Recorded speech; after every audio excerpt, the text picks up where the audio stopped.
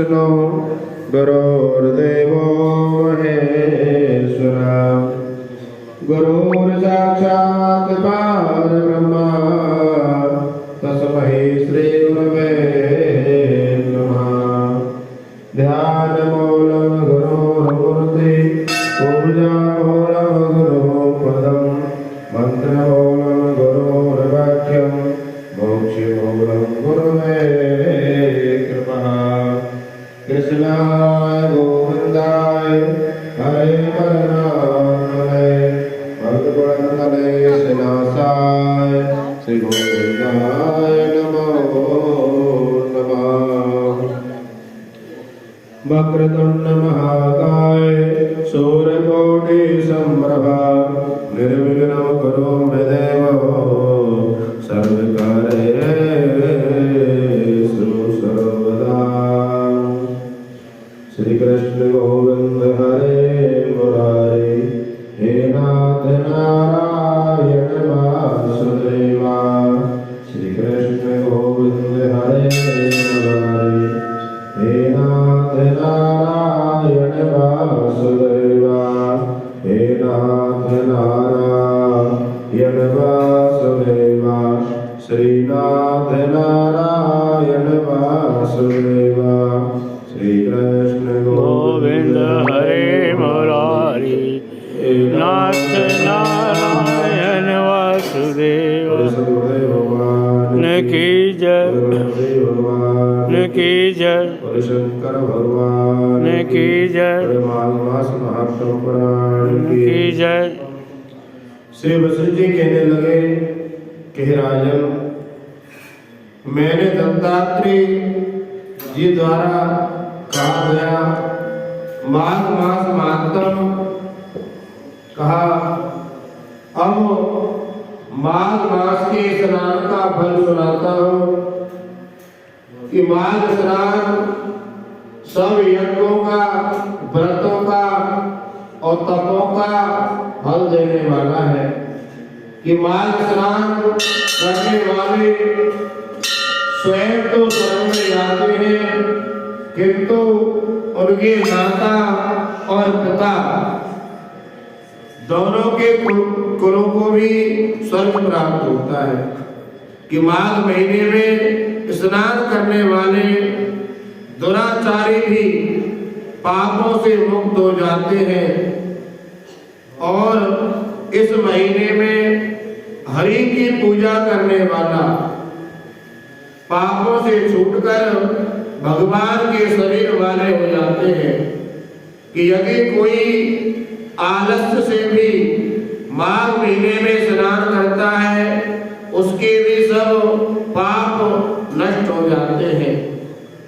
कि जैसे गंधर्व कन्याएं राजा के श्राप से भयंकर फल को भोगती हुई लोमस ऋषि के वचन से माघ महीने में स्नान करने से पापों से छूट गए थे।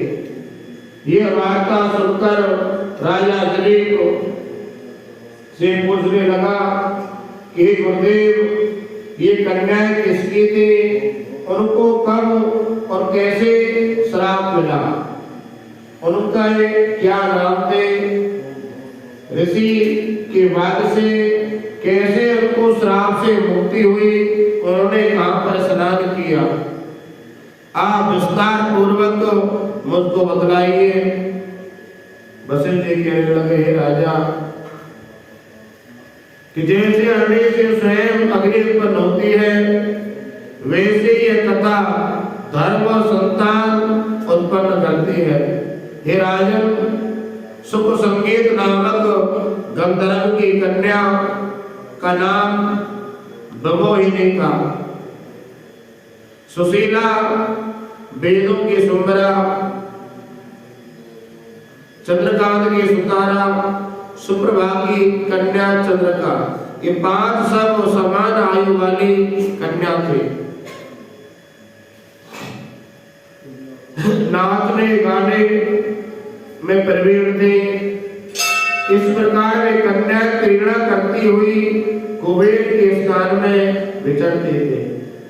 कि एक समय माघ महीने में वे एक वन से दूसरे वन में पूजा के लिए फूल तोड़ने गए। स्वच्छ जल के सरोवर में स्नान करके वस्त्र धारण किया और मां गौरा का पूजन किया। मां पार्वती की पूजा के ये पांचों कन्याएं ताल नृत्य करने लगी। जब ये कन्या गाने और नाचने में लीन थी तो वहां पर वेद थी नाम के मुनि के पुत्र अगनव ऋषि स्नान करने को आए। वह युवा ऋषि बहुत सुंदर थे। गले में यज्ञोपवीत, सिर पर शिखा धारण किए हुए, शरीर में मृगशाला पहने हुए थे। उसको देखकर पांचों कन्याएं उस पर यानी मुग्ध हो गए और कहने लगी कि ये मेरा पति है, ये मेरा पति है, और आपस में इस प्रकार कहने लगी। उसी समय वह ऋषि अपने पूजा पाठ की क्रिया करके वहां से जाने लगा। ब्रह्मा, विष्णु और महेश आदि देवता बड़े योगेश्वर भी स्त्रियों के जाल में मोहित हो गए हैं। इनके तीखे बाणों से किसका मन रूपी हिरण घायल नहीं हो जाता। इस प्रकार वह उस महात्मा को कहने लगे। जब वह कहने लगा ऋषि का पुत्र कि मैं अभी आपके साथ में विवाह नहीं कर सकता, कि शुद्ध बुद्धि वाले महात्माओं ने स्त्रियों के पास रहना कष्टकारक माना है। सो जब तक मैं गुरुकुल में विद्या प्राप्त नहीं कर लेता, जब तक मैं तुमसे विवाह नहीं कर सकता। अतः जब तक वे उसके पास आए तो वह अंतर्ध्यान हो गया। ऋषि पुत्र के ऐसे अद्भुत कर्म को देखकर वे चारों तरफ देखने लगी और आपस में कहने लगी कि यह क्या जाल है। और ऋषि का पुत्र कहां पर अंतर्ध्यान हो गया। इस प्रकार वे आपस में बात करने लगी। क्या तुम्हारा चित्त दया रहता है जो हमारा चित्त दुखाकर चले गई? क्या तुमको हमारा विश्वास नहीं? क्या तुम कोई मायावी हो? बिना किसी अपराध के हम लोगों पर क्यों क्रोध करते हो? तुम्हारे बिना हम नहीं जिएंगे।